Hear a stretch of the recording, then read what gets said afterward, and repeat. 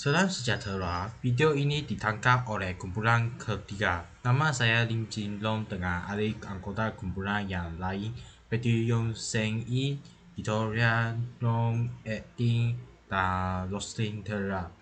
Video ini akan membicarakan bahasa komunikasi kaum Cina di Malaysia.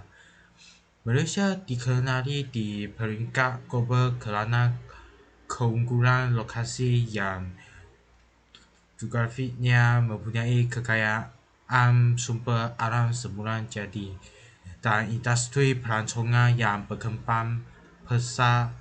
Namun, sebagaimana yang diketahui ramai, kekayaan sumber budaya juga sangat beragam, terutamanya dalam konteks bahasa. Malaysia ialah sebuah negara terdiri daripada berbilang kaum seperti kaum Melayu, kaum Cina, dan kaum India. Kini terdapat 137 bahasa hidup.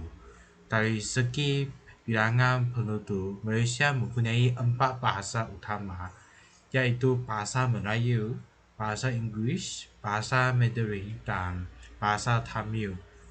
Antaranya, bahasa Melayu ialah bahasa kebangsaan dan satu-satunya bahasa rasmi Malaysia, dan ia juga merupakan bahasa ibutan bagi kaum Melayu yang merupakan sebahagian besar penduduk.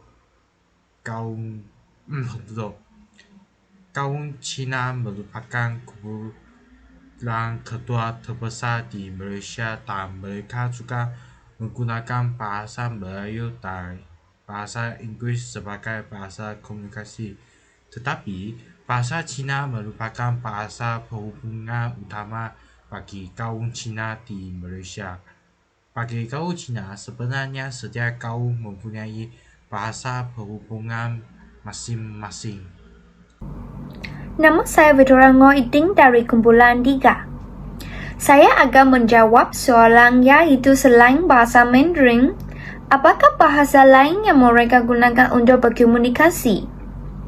Selain bahasa Mandarin, mereka juga menggunakan dialek China Selatan seperti Hokkien, Cantonese, Hakka, Hainanese, Fuzhou, dan Teochew dalam kehidupan seharian mereka dengan keluarga dan rakan-rakan.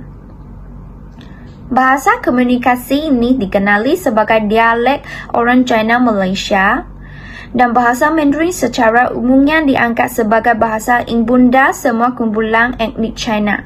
Kerana orang China di sini mahukan bahasa Mandarin memainkan peranannya sebagai bahasa perantara utama antara kumpulan China. Terima kasih. Selamat sejahtera, nama saya Petri Yong. Saya akan membincangkan tentang apakah manfaat utama dari pengenalan bahasa Mandarin sebagai bahasa pengantar di Sekolah Rendah Jenis Kebangsaan Cina SJKC di Malaysia. Pengenalan bahasa Mandarin sebagai bahasa pengantar di Sekolah Rendah Jenis Kebangsaan Cina SJKC di Malaysia telah memainkan peranan penting dalam menyatukan berbagai suku kaum Cina yang mengamalkan dialek masing-masing. Dengan menggunakan bahasa Mandarin sebagai bahasa komunikasi utama di sekolah, generasi muda dari berbagai latar belakang etnik Cina dapat belajar dan berkomunikasi dalam satu bahasa yang seragam.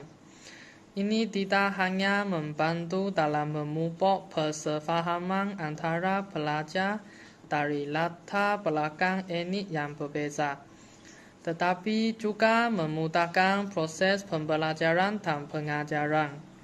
Penggunaan bahasa Mandarin di sekolah juga mempersiapkan pelajar untuk memahami dan berkomunikasi dalam konteks yang lebih luas, termasuk dalam perniagaan, industri, dan hubungan antara bangsa. Terima kasih.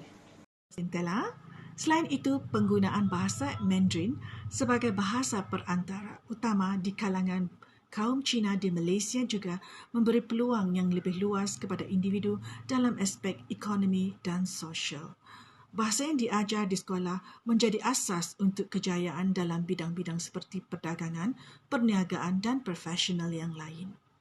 Keseluruhannya, penerimaan dan penggunaan bahasa Mandarin di SJKC telah membantu menyatukan dan memperkukuhkan komuniti Cina di Malaysia serta memberikan mereka alat yang diperlukan untuk berinteraksi dalam masyarakat yang berbagai etnik dan global. Sekian, terima kasih.